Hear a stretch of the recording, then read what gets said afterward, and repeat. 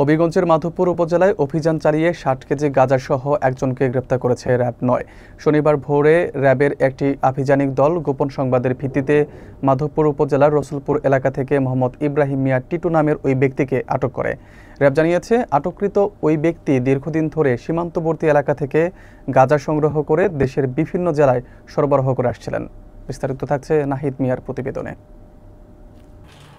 শনিবার ভোর ৪:২০ দিকে র্যাব-৯ সিপিসি-৩ হবিগঞ্জের ক্যাম্পের একটি আভিযানিক দল গোপন সংবাদ পায় যে মাধবপুর উপজেলার রসুলপুর এলাকার একটি ঘরে মাদক ব্যবসায়ীরা গাঁজা ক্রয় বিক্রয়ের উদ্দেশ্যে অবস্থান করছেন। খবর পেয়ে র্যাবের দলটি ভোর ৪:৫০ ঘটনাস্থলে পৌঁছালে একজন ব্যক্তি পালানোর চেষ্টা করেন, পরে তাকে আটক করা হয়। জিজ্ঞাসাবাদে আটককৃত ব্যক্তি জানান যে তার হেফাজতে ৭টি পাটের বস্তায় কালো পলিথিনে মোড়ানো বিপুল পরিমাণ গাঁজা রয়েছে। পরবর্তীতে তল্লাশি চালিয়ে বস্তাগুলো থেকে মোট ৬০ কেজি গাঁজা উদ্ধার করা হয়। আটককৃত মোহাম্মদ ইব্রাহিম মিয়া টিটু মাধবপুর উপজেলার রসুলপুর গ্রামের মৃত রফিকুল ইসলামের ছেলে। র্যাব-৯ সিলেট এর মিডিয়া অফিসার অতিরিক্ত police super KM Shahidul Islam সোহাগ জানিয়েছেন, গ্রেপ্তারকৃত ইব্রাহিম মিয়ার বিরুদ্ধে মাদকদ্রব্য নিয়ন্ত্রণ আইন ২০১৮ অনুযায়ী মামলা দায়ের করে তাকে এবং উদ্ধারকৃত আলামত মাধবপুর থানায় হস্তান্তর করা হয়েছে।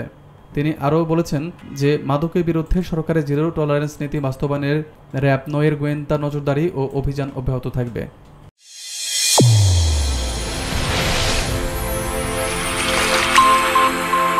চ্যানেল A1 হৃদয়ের স্পন্দন।